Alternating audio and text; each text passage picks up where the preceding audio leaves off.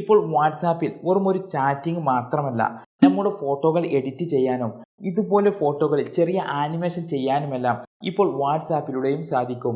പക്ഷെ വാട്സാപ്പിന്റെ ഈ ഒരു ഫീച്ചറിനെ കുറിച്ച് മിക്ക ആളുകൾക്കും അറിയില്ല. അപ്പോൾ ഈ ഒരു ഫീച്ചർ ഏതാണെന്നും ഇത് എങ്ങനെ യൂസ് ചെയ്യാമെന്നുമാണ് ഈ വീഡിയോയിലൂടെ പറയാൻ പോകുന്നത്. വീഡിയോയിലേക്ക് പോകുന്നതിന് മുൻപ് വീഡിയോക്ക് ലൈക്ക് ചെയ്യാൻ മറക്കല്ലേ. അപ്പോൾ നമുക്ക് വീഡിയോയിലേക്ക് പോകാം. ഇതിനായി വാട്സാപ്പിൽ ഏതെങ്കിലും ഒരു ചാറ്റ് ഓപ്പൺ ചെയ്യുക. ശേഷം ആൻഡ്രോയിഡ് ഫോൺ യൂസ് ചെയ്യുന്ന ആളാണെങ്കിൽ ഈ ഒരു പിൻ ഐക്കണിലും, ഐഫോൺ യൂസർ ആണെങ്കിൽ ഈ ഒരു പ്ലസ് ബട്ടണിലും ടാപ്പ് ചെയ്യുക. ശേഷം വരുന്ന ഓപ്ഷനുകളിൽ നിന്ന് AI ഇമേജസ് എന്ന ഈ ഒരു ഓപ്ഷനിൽ ടാപ്പ് ചെയ്യുക. അപ്പോൾ ഇതുപോലെ ഒരു പേജ് ഓപ്പൺ ആകും. ഇവിടെ മുകളിൽ 2 ഓപ്ഷനുകൾ കാണാം. ഇനി നിങ്ങൾക്ക് എന്തെങ്കിലും ഇമേജുകൾ ക്രിയേറ്റ് ചെയ്യണമെങ്കിൽ ആദ്യത്തെ ഓപ്ഷനായ ക്രിയേറ്റ് ഇമേജ് എന്നതിൽ ക്ലിക്ക് ചെയ്യുക. ക്രിയേറ്റ് ഇമേജ് ഓപ്പൺ ചെയ്താൽ ഇതുപോലെ ആയിരിക്കും കാണുന്നത്. ഇവിടെ നിങ്ങൾക്ക് എന്ത് ഇമേജ് ആണോ ക്രിയേറ്റ് ചെയ്യേണ്ടത് ആ ഒരു ഇമേജിനെ കുറിച്ചുള്ള വിവരണം ഈ ഒരു ബോക്സിൽ കൊടുത്താൽ മതി. ഇവിടെ ഇംഗ്ലീഷിൽ തന്നെ കൊടുക്കണമെന്നില്ല, നമ്മുടെ മലയാളത്തിൽ കൊടുത്താലും ഇമേജുകൾ ക്രിയേറ്റ് ചെയ്തു തരും. അപ്പോൾ ഇതിനാണ് ക്രിയേറ്റ് ഇമേജ് എന്ന ഓപ്ഷൻ യൂസ് ചെയ്യുന്നത്. ഇനി വേണ്ടത് നമ്മുടെ ഫോണിലുള്ള നമ്മുടെ ഫോട്ടോകൾ എഡിറ്റ് ചെയ്യണം. അപ്പോൾ അതിനു വേണ്ടി രണ്ടാമത്തെ ഓപ്ഷനായ എഡിറ്റ് ഫോട്ടോ എന്നതിൽ ക്ലിക്ക് ചെയ്യുക. അപ്പോൾ നമ്മുടെ ഫോണിലെ ഗാലറി ഓപ്പൺ ആകും. ഇനി ഏത് ഫോട്ടോയാണോ എഡിറ്റ് ചെയ്യേണ്ടത് ആ ഫോട്ടോ സെലക്ട് ചെയ്യുക. ഫോട്ടോ സെലക്ട് ചെയ്ത് കഴിഞ്ഞാൽ ഈ ഒരു പേജ് ഓപ്പൺ ആകും. ഇവിടെ ഫോട്ടോയുടെ താഴെ 3 ഓപ്ഷനുകൾ കാണാം. ഇതിൽ ആദ്യത്തെ ഓപ്ഷനായ എഡിറ്റ് നോക്കാം. നമ്മുടെ ഫോട്ടോയുടെ ബാക്ക്ഗ്രൗണ്ട് മാറ്റാനോ അല്ലെങ്കിൽ നമ്മൾ ഫോട്ടോ എടുക്കുന്ന സമയത്ത് അറിയാത്ത ഫോട്ടോയിൽ വന്നു പോയ ജീവികളോ അതല്ലെങ്കിൽ എന്തെങ്കിലും വസ്തുക്കളോ ഉണ്ടെങ്കിൽ അവയെല്ലാം ഒഴിവാക്കാനും അതുപോലെ ഫോട്ടോയിൽ ഇല്ലാത്ത എന്തെങ്കിലും വസ്തുക്കൾ ചേർക്കണമെങ്കിലും ഈ എഡിറ്റ് ഓപ്ഷൻ യൂസ് ചെയ്യാം. അപ്പോൾ ഇതെല്ലാം എങ്ങനെയാണ് ചെയ്യേണ്ടത് എന്ന് കാണിച്ചു തരാം. ഇപ്പോൾ ഞാൻ ഇവിടെ ഒരു ഫോട്ടോ സെലക്ട് ചെയ്തിട്ടുണ്ട്.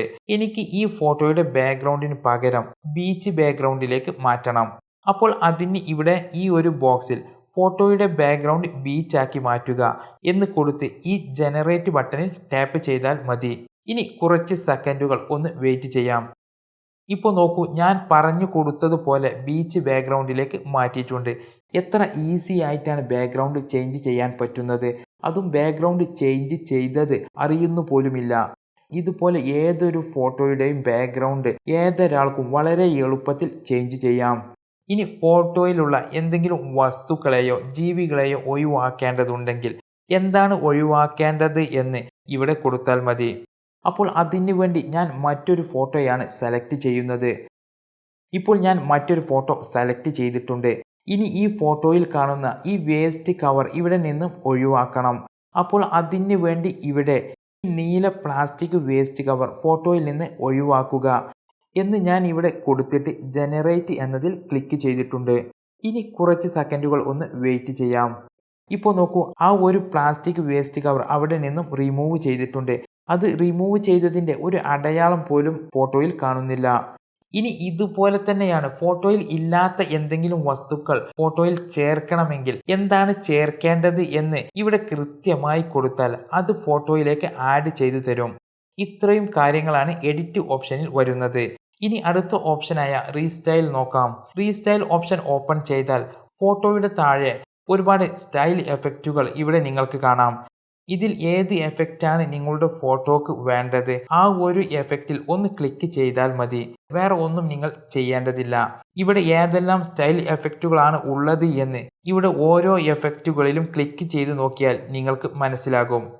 ഇനി അവസാനത്തെ ഓപ്ഷൻ, അതായത് മൂന്നാമത്തെ ആനിമേറ്റ് എന്ന ഓപ്ഷൻ, ഇത് കുറച്ചുകൂടി രസകരമായിട്ടുള്ള ഒരു ഓപ്ഷനാണ്. നമ്മൾ സെലക്ട് ചെയ്യുന്ന ഫോട്ടോയിൽ ചെറിയൊരു ആനിമേഷൻ കൊടുത്ത് അതൊരു ആനിമേറ്റഡ് ഫോട്ടോ ആക്കി എടുക്കാൻ സാധിക്കും. ഇപ്പോൾ ഈ ഒരു ഫോട്ടോക്ക് ഞാൻ ആനിമേഷൻ കൊടുത്ത് കാണിച്ചു തരാം. അതിനായി ഞാൻ ഇപ്പോൾ ആനിമേറ്റ് എന്നതിൽ ക്ലിക്ക് ചെയ്തിട്ടുണ്ട്.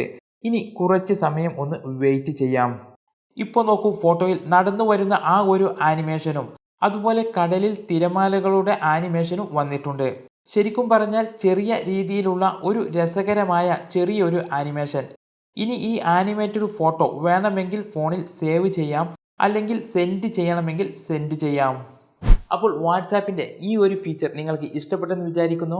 അപ്പോൾ മറ്റൊരു വീഡിയോയുമായി ഇൻഷാ അല്ലാഹ് വീണ്ടും കാണാം.